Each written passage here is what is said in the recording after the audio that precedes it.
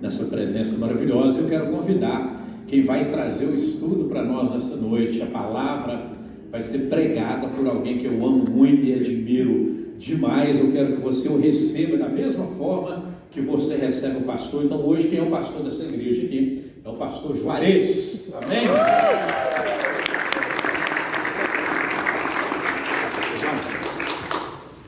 Hoje quem vai pregar é o pastor Juarez. Pastor, hoje você é o pastor desse lugar aqui, amém? Deixa eu orar junto com você. Sinta-se em casa, essa casa sabe que é sua.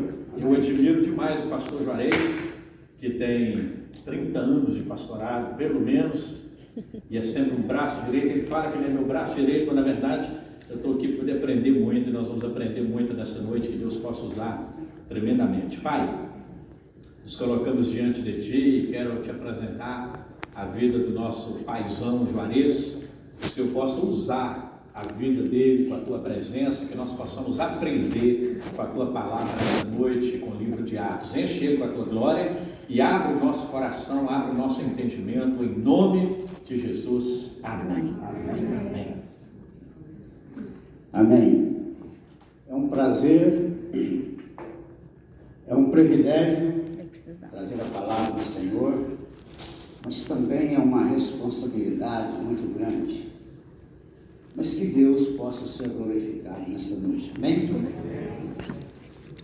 Nós estamos estudando o livro de Atos e no último domingo o pastor pregou, deu estudo no capítulo 10, iniciou o capítulo 10 sobre a conversão de Cornélio. E hoje eu vou dar continuidade a partir do versículo 33. Mas antes de entrar, aliás, 34, mas antes de entrar no versículo 34, eu gostaria de refrescar a nossa mente, em virtude de se tratar do mesmo assunto.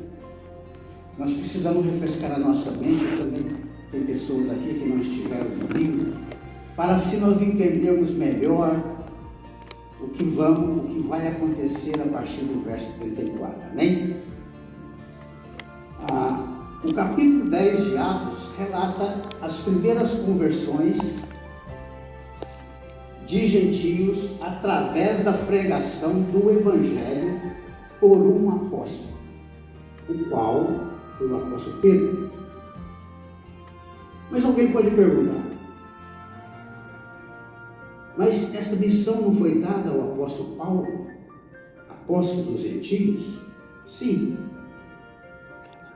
Mas o apóstolo não foi só o apóstolo Paulo. Nós vemos o apóstolo Paulo falando aos Efésios, capítulo 3, versículos 5 e 6, ele diz: o qual noutros séculos não foi manifestado aos filhos dos homens. Ele está falando do mistério que foi revelado. O qual noutros séculos não foi manifestado aos filhos dos homens, como agora tem sido revelado pelo Espírito aos seus santos, apóstolos e profetas. Veja que está no plural.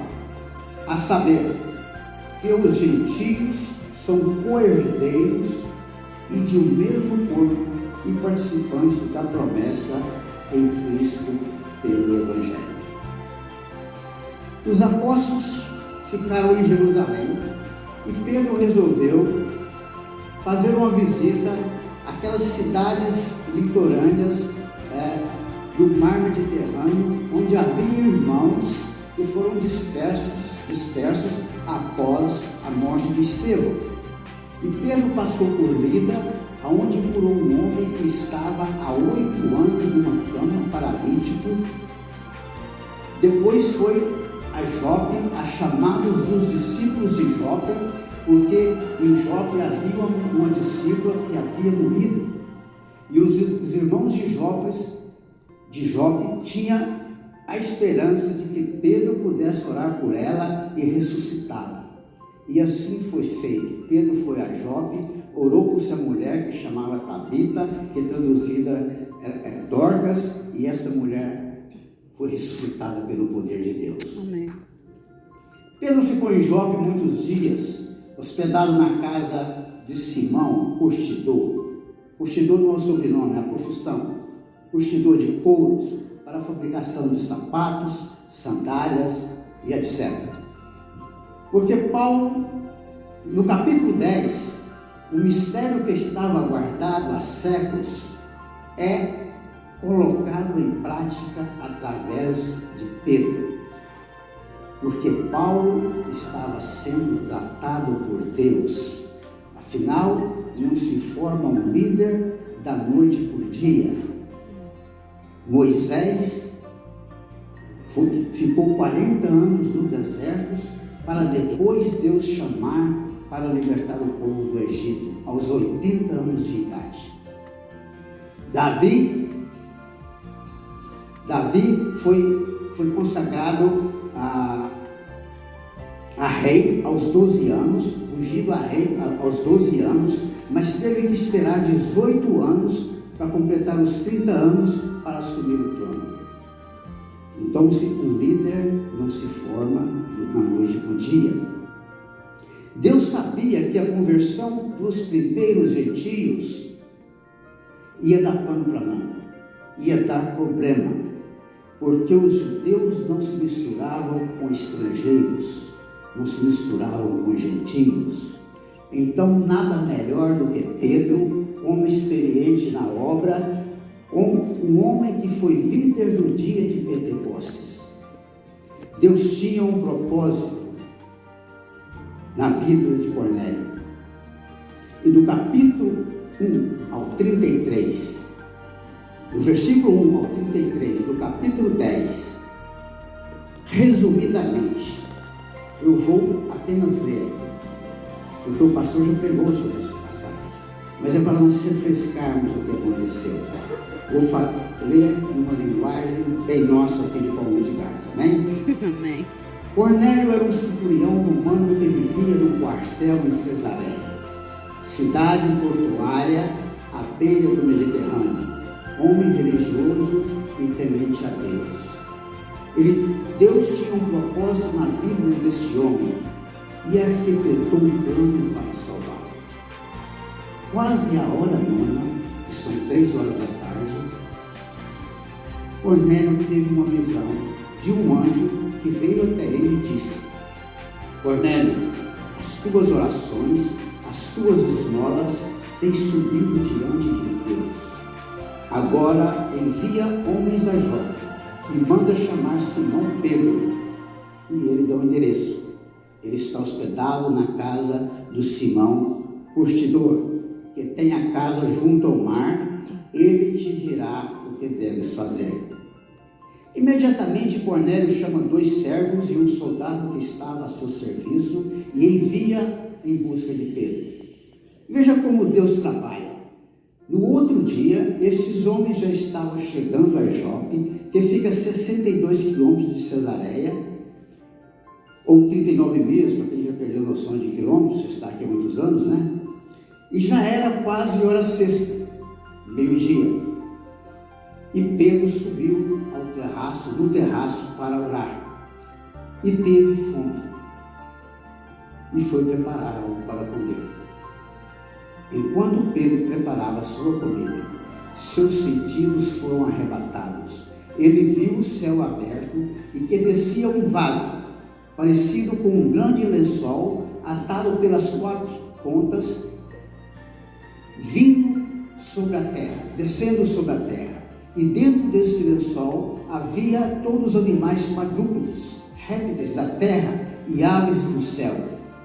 E Pedro ouviu uma voz: levanta-te, Pedro, mata e come.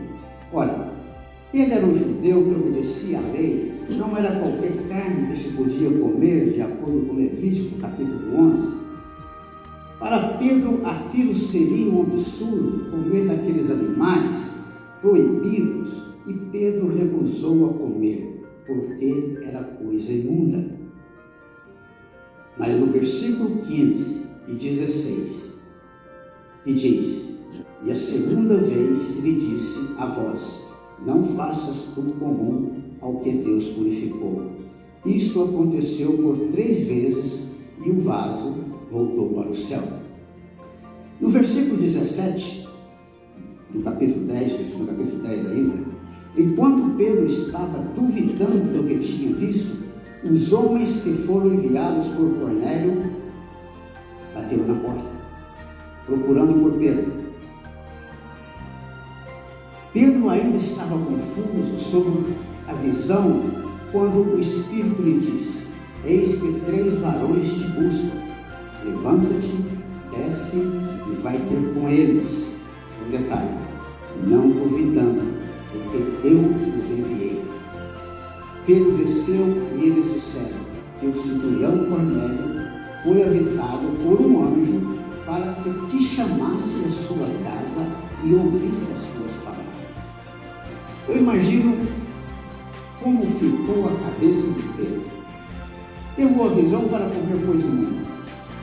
Agora chega esses gentios, que não se davam bem, dizendo que o centurião, um outro gentio, me chama para ir à tua casa para ouvir as minhas palavras. Mas Pedro lembrou do que o anjo disse e os convidou os homens para entrar. E no dia seguinte partiram. Mas Pedro achou melhor levar alguns irmãos de Jope com ele como testemunhas. Afinal, Pedro não tinha ideia do que ia acontecer.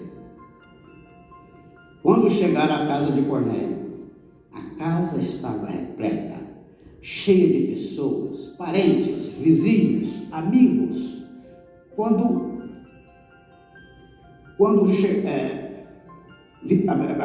Amigos, e o sonho é o sonho de todo pastor. Me confundi aqui. É o sonho de todo pastor ter vários Cornélios na igreja.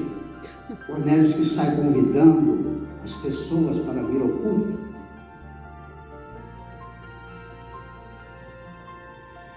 Mas Pedro pergunta a Cornélio: por que razão mandaste me chamar? Cornélio primeiro relata a visão que teve do anjo a Pedro e diz: agora estamos todos presentes na presença de Deus para ouvir tudo o que Deus te mandou nos dizer. Até aqui o pastor pregou domingo passado e nós aprendemos com Cornélio. Hoje eu vou dar continuidade a partir do versículo 34 do capítulo 10. Os irmãos podem ter a Bíblia aberta, porque essas mensagens textuais ou estudos bíblicos, nós vamos de versículo por versículo. Obviamente não vou ler todos, alguns vão ser colocados na tela, mas é importante que os irmãos vão acompanhando. E hoje nós vamos aprender com Pedro. Capítulo 10, versículo 34 e 35, por favor, na tela. E abrindo Pedro a boca, disse: reconheço por verdade que Deus não faz acepção de pessoas. 35. Mas que Ele é agradável àquele que, em qualquer nação, o teme e faz o que é justo. E abrindo Pedro a boca. Irmãos, é tudo que nós precisamos fazer. É abrir a boca, não para falar de coisas que não edificam, mas para falar daquele que nos trouxe das trevas para a sua maravilhosa luz.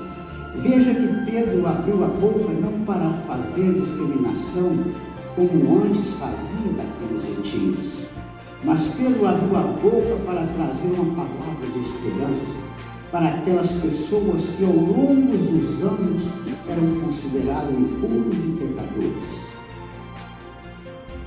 E além do mais, Pedro declara de público e reconhece que Deus não faz exceção de pessoas, mas que recebe qualquer um que teme e faz o que é justo. Com esta sábia introdução de Pedro, as barreiras que havia entre judeus e gentios caíram e o terreno ficou fértil para que Pedro pudesse falar do Evangelho. Temos que aprender com Pedro Às vezes, quando estamos diante de pessoas que não conhecem a Cristo, nós falamos de muitas coisas na tentativa de agradá-las e deixamos de falar a melhor parte: que Cristo salva, que Cristo liberta, que Cristo transforma, que Cristo cura e que Cristo dá a vida eterna. Nós temos que abrir a boca para dar o nosso testemunho, falar do que Jesus fez por nós, do que Ele fez na minha família, do que Ele fez no meu matrimônio, do que Ele fez no meu trabalho. Nós temos que abrir a boca para dizer que Jesus veio a este mundo, se entregou na cruz, para que eu e você tivéssemos vida e vida com abundância, e fôssemos salvos por meio da fé. Amém. Abrir a boca para dizer que Jesus transforma as vidas, independente de como elas estão. Se estão nos vícios, se estão na prostituição ou se estão no crime. Irmãos, Jesus não olha o nosso passado, Ele não puxa a nossa ficha criminal, mas Ele olha para o nosso futuro transformado. Amém. Eu vou dar alguns exemplos entre nós, somos todos de casa. Por exemplo, antes, Rogério. Hoje, pastor Luiz. Uma benção? Verdade. Agora que eu lembrei. Antes, cara fechada. Hoje, sorridente e feliz. Amém. Antes, condenados. Hoje, salvos por Jesus Cristo. Amém. Amém. Só Jesus pode fazer isso. Glória ao teu nome.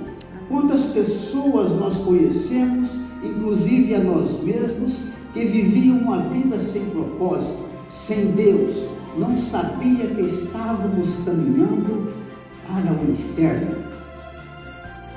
Não exagera, pastor. Eu não estou exagerando. A Bíblia fala de duas portas, uma estreita e apertada, difícil de se passar, mas que ela leva para o céu. Mas fala também de uma outra porta, espaçosa, fácil de passar, mas é a porta que leva ao inferno, e muitos vão passar por ela. Palavras de Jesus está registrada em Mateus capítulo 7, no versículo 13 e 14.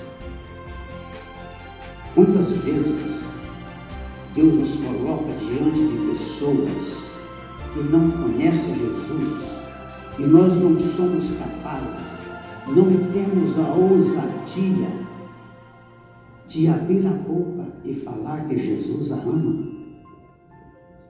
Jesus já nos deu o poder para sermos suas testemunhas, tanto em Palm Beach Gardens, tanto em West Palm Beach, em Wellington, em qualquer lugar que nós estivermos. Amém.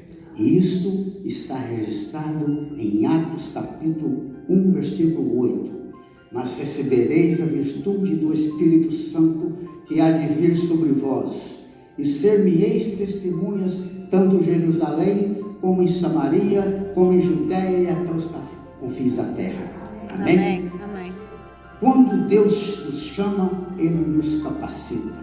Nós já estamos equipados com o poder de Deus para sermos suas testemunhas.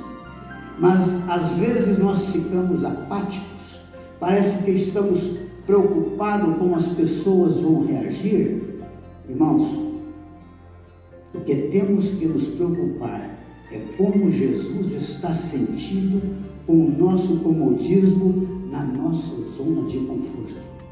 Isso que nós temos que preocupar. O nosso trabalho é plantar a semente que Ele já nos deu. Quanto tempo vai durar para germinar? É Deus quem determina, mesmo que plantada no deserto. Se for da vontade de Deus, um dia vai germinar. Amém. Amém? Amém. Quando eu estava preparando essa palavra, César,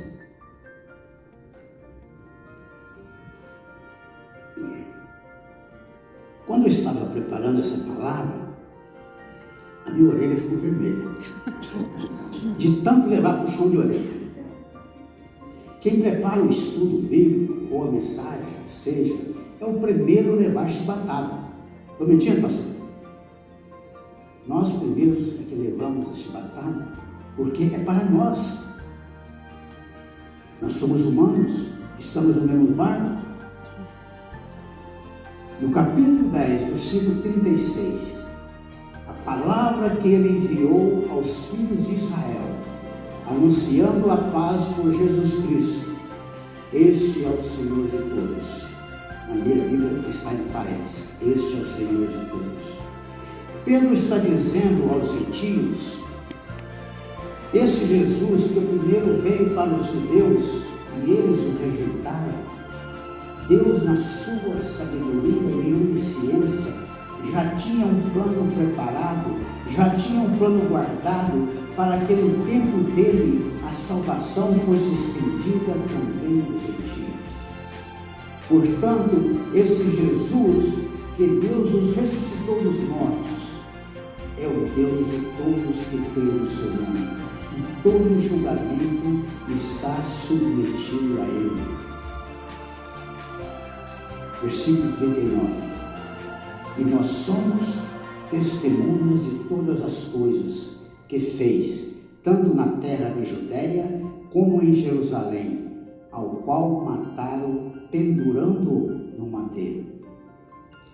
Pedro estava dizendo que eles, os discípulos, eram testemunhas oculares e auditivas da doutrina que Jesus pregava, tanto na terra dos judeus, como em Jerusalém, como na cidade, como no campo. Eles eram testemunhas oculares dos milagres que Jesus fazia. Paralíticos andavam, cegos enxergavam e cativos por Satanás eram libertos. No versículo 40 e 41, a este ressuscitou Deus ao terceiro dia e fez que se manifestasse. 41. Não a todo o povo, mas as testemunhas que Deus antes ordenara, a nós que comemos e bebemos juntamente com ele, depois que ressuscitou dos mortos. Cornélio e o povo que estava na casa, provavelmente já tinha ouvido falar que Jesus havia ressuscitado dentre os mortos. Mas este comentário foi silenciado pelos judeus, dizendo que os discípulos vieram à noite e roubaram o corpo. Por isso, Pedro insiste como o principal suporte da palavra que prega a paz em Jesus. E que Jesus apareceu não a todas as pessoas, mas a um número suficiente de pessoas que viu e atestou a verdade da sua ressurreição. Eles não eram testemunhas por acaso. Eles foram escolhidos de antemão por Deus. Eles comeram e beberam com Cristo, depois que ressuscitou dos mortos. E isso prova que Jesus tinha um corpo verdadeiro e real. Versículo 43. A este dão testemunho todos os profetas, de que todos os que nele creem receberão o perdão dos pecados pelo seu nome. Este versículo, para mim, foi a gota d'água para os gentios fazer suas decisões. Eles entenderam que a salvação era para todos que creem no nome de Jesus, independente de ser judeu ou de ser gentio. Uma vez que a pessoa tem a revelação da palavra, que é dada pelo Espírito Santo, a pessoa se arrepende, ou seja, ela deixa de caminhar para longe de Deus, dar meia volta e começa a caminhar de volta para Deus.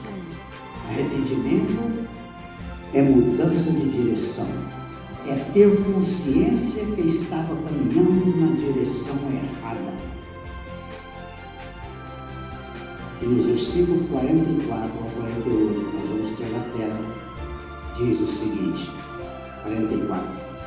E dizendo Pedro ainda estas palavras, caiu o Espírito Santo sobre todos os que ouviam a palavra. 45. E os fiéis que eram da circuncisão, todos quantos tinham vindo com Pedro, maravilharam-se de que o dom do Espírito se derramasse também sobre os gentios. 46. Porque os ouviam falar em línguas e magnificar a Deus. 47. Respondeu então Pedro: pode alguém, porventura, recusar a água para que não sejam batizados estes que também receberam, como nós, o Espírito Santo? E mandou que fossem batizados em nome do Senhor. Então rogaram que ele ficasse com eles por alguns dias. Veja que Pedro ainda estava pregando. Certamente Pedro teria muitas coisas a dizer, mas aquelas poucas palavras foram suficientes para que Cornélio e toda a sua casa abrisse o coração para que Deus pudesse derramar o seu Espírito. Irmãos, nós só precisamos abrir a boca. A obra é o Espírito Santo que faz. Não importa as condições das pessoas, não depende de raça ou religião, não depende de condição social. O importante é que nós possamos pegar o Evangelho. Quantas vezes Deus trabalha, prepara o terreno, coloca a pessoa em nossa frente. A semente está em nossas mãos, que é a palavra de Deus, mas nós não lançamos a semente. Quantas vezes me convidaram para ir à igreja e eu não fui? Mas um dia, meus irmãos conhecem a história, mas um dia Deus arquitetou um plano para me salvar. Usou meu filho de 4 anos de idade para me chamar e ele cantar na igreja. E o plano funcionou. O Espírito Santo me convenceu que eu estava caminhando numa direção errada. E eu dei meia volta e até hoje continuo caminhando para Deus. Amém? Glória ao Senhor. Pedro pregou e a graça de Jesus e o amor de Deus foi derramado sobre os gentios e todos foram batizados. Depois do acontecido em Cesareia, na casa de Cornélio, a notícia correu e logo chegou aos ouvidos dos apóstolos em Jerusalém que os gentios tinham sido cheios do Espírito Santo. Veja como essas notícias correm. Cesareia fica a 88 quilômetros de Jerusalém. Não tinha text message, não tinha telefone, não tinha carro, só tinha cavalo. Isso chegou rapidinho aos ouvidos dos apóstolos. E no capítulo 11, no versículo 1 ao 18, Pedro tem que prestar depoimento sobre o caso, porque na mente dos outros apóstolos de Jerusalém, isto era inconcebível. Não tinha cabimento acontecer com os incircuncisos e impuros. Os apóstolos acusavam Pedro de ter entrado na casa de incircuncisos, de ter comido com eles. Os apóstolos estavam ignorantes sobre a vontade de Deus para os gentios. E Pedro começou a fazer uma exposição dos acontecimentos por ordem e relatou tudo como aconteceu. A visão do lençol com os animais imundos e a voz que dizia: mata e come, que aconteceu por 3 vezes. Mas ele disse: de maneira nenhuma, Senhor, pois nunca em minha boca entrou coisa alguma comum ou imunda. E no capítulo 11, versículo 9, mas a voz respondeu-me do céu, segunda vez, não chames de comum o que Deus purificou. E na mesma hora, pararam junto à casa em que eu estava 3 varões que me foram enviados de Cesareia. Isso é a defesa que Pedro está fazendo, está contando aos apóstolos. E o Espírito disse-me que fosse com eles, não duvidando, E também esses 6 irmãos foram comigo e entramos na casa daquele varão. E Cornélio me contou como o anjo apareceu em visão a ele e ordenou que ele mandasse homens a Jope me buscar, para dizer palavras de salvação, para que fosse salvo toda a tua casa. E quando eu comecei a falar, caiu sobre ele o Espírito Santo, como também sobre nós no princípio. Capítulo 11, versículo 17 e 18, por favor.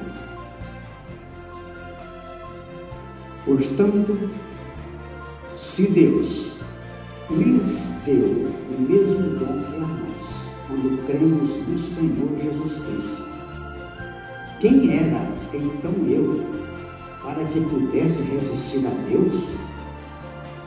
E ouvindo estas coisas, apaziguaram-se e glorificaram a Deus, dizendo: na verdade, até aos gentios, Deus deu arrependimento para a vida. Pedro encerrou a sua defesa com um argumento incontestável. Se Deus derramou sobre nós, se Deus derramou sobre os gentios, o mesmo Espírito que derramou sobre nós, quando cremos no Senhor, quem sou eu, quem somos nós para discordar de Deus? Todos entenderam que Deus é Deus de todos, que crê no seu nome, e que Deus não faz acepção de pessoas. Eu já estou terminando, mas se tem alguém aqui que entendeu essa palavra e entendeu o propósito de Deus, que é de te salvar, mas você ainda não deu meia volta, ou às vezes até deu meia volta, mas está estagnado, sem força para continuar caminho, sem forças para continuar caminhando rumo aos céus, você precisa tomar uma atitude. Eu tenho visto muitas pessoas nessa situação, nesta condição, desanimadas, cansadas, sem força para continuar. E isso pode acontecer com qualquer um. Somos humanos, mas não podemos ficar parados no meio do caminho. É perigoso.